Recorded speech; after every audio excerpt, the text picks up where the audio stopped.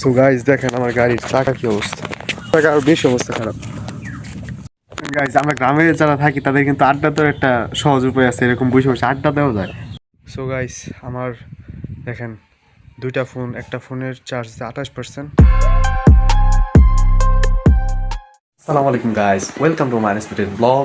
Guys সকাল সকাল দেখেন আমার সৌর বিদ্যুতের ব্যাটারিতে পানি লো হয়ে গেছে। সৌর বিদ্যুতের ব্যাটারির পানি পুরা লো হয়ে গেছে গাইস, এটা পানি ঢুকাইতে হবে।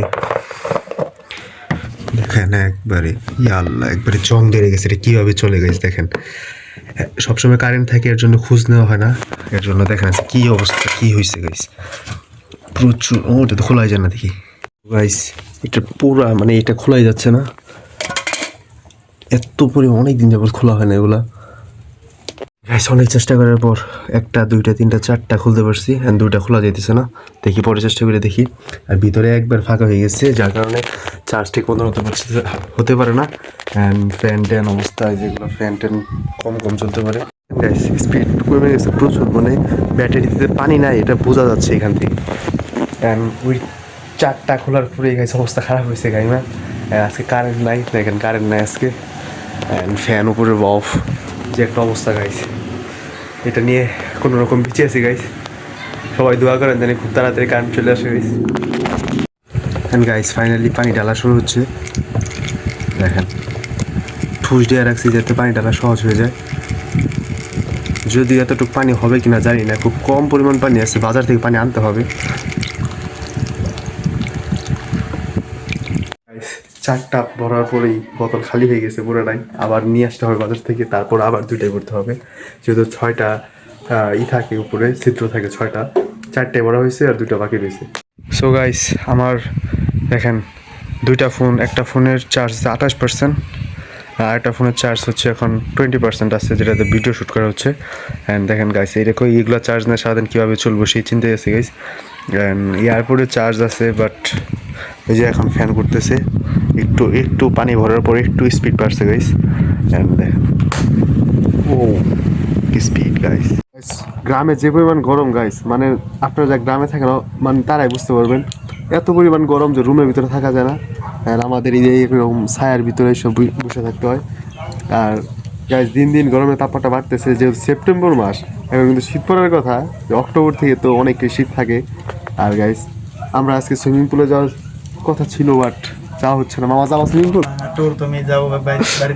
ওর তো যে একটু পরের থেকে আবার চাকরি শুরু, সে আবার বার্গার টার্গার এগুলা ভিতরে অনেক এক্সপার্ট হইতেছে। ভবিষ্যতে আমি বার্গার খাওয়াবো বসে বসে। আমার বার্গার নিয়ে এসো একটা দু একটা, হ্যাঁ অবশ্যই। পরে নিয়ে একটা বার্গারের ব্যবসা স্টার্ট করে দিতে দেবো গাইস। অ্যান্ড বাইরে বসে আছি, বাড়িতে যেহেতু ভালো লাগে না। আর আপনারা যা গ্রামে থাকেন তারা রিলেট করতে পারবেন যে কী পরিমাণ গরম গাইস। গরমের টেম্পারেচার কত বার পারে দেখ কত? 29°C, তাও এত গরম? পুরে নামি না গেছে গোলা সাদুরটায়। আরে লোকটা দেখলি না কেরা, এটা লোকটা দেখলি না, লোকটা দেখলি না কেরা? রাতে বৃষ্টি হলে বোঝা যায় না সকালে যে বৃষ্টি হয়েছে, রাস্তা পুরো গাইস। আমরা গ্রামে যারা থাকি তাদের কিন্তু আড্ডা দেওয়ার একটা সহজ উপায় আছে, এরকম বসে বসে আড্ডা দেওয়া যায়। বাট যারা মানে শহরে থাকে তাদের কিন্তু আড্ডা দেওয়ার অতটা নাই, স্কুপ নাই। যাই হোক, একটু আগে আমাদের ওইখানে একটা সাপ বেরিয়েছিল, মামা সাপ বেরিয়েছিল জানো? ওই আঙ্গু বাড়ির পাশে আইরা অবস্থা, লিমু যাইতেছে আমাদের সাপ খেতেছে, লিমু দৌড়েছে আঙ্গু বাড়িটাই বসছে। মারা হয়েছে সাপটা? না না, পরে ওই যে লোকমান মামা ঘর ঢুকে বসছে বলে, যে পরিমাণ বড় সাপ গাইছে আসলে বোঝা যায় না। গরম এই কারণে সাপ বাইরে। তুমি তো ভাই একটা মারছো মামা, আর একটা সাপ তো তোমার খুঁজতেছে। আমার ভাই হ্যাঁ কিন্তু কয়েকদিন একটা সাপ না, আমার ভাই ওই কেমনে চলে আসছিলাম হচ্ছে বাজারে, আমি বাজার থেকে চলে যাচ্ছি। চলে যাওয়ার পথে হঠাৎ চোখে বাজলো, দেখেন কালকে আমি স্যান্টা ফুড কিনে রাখছিলাম, এখন পর্যন্ত রয়েছে সেখানেই। সো গাইস ফাইনালি যে আমার বাগান দেখতে চলে এলাম, এটা হচ্ছে আমাদের বাগান রাস্তার সাথে। এই যে আমার বাইক, যাকে আপনারা সব ভিডিওতে ক্যারেক্টার হিসেবে দেখেন, ওকে স্যার আমার জীবন চলে না গাইস, ও না থাকলে জানি ভিতরে কেমন কেমন লাগে। অ্যান্ড সবসময় ওই আমার সাথে থাকে। আচ্ছা বাগান দেখেন, বাগান পরিষ্কার করতে হবে, মানে 2-1-এর ভিতরে একটা লোক রাখতে হবে, লোক রেখে পরিষ্কার করতে হবে এটা।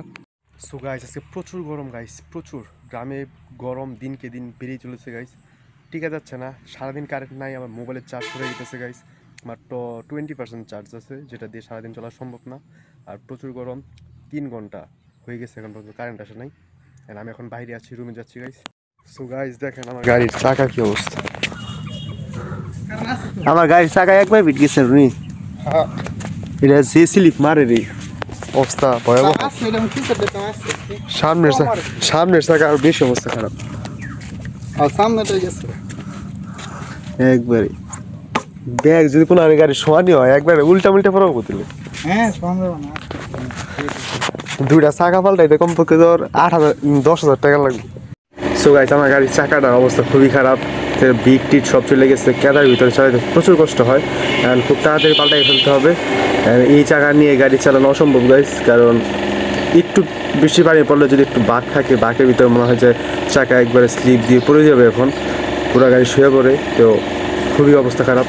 সো গাইস ব্লগ এখানে অফ করতে হচ্ছে, সকলেই লাইক কমেন্ট সাবস্ক্রাইব করেন, টাটা।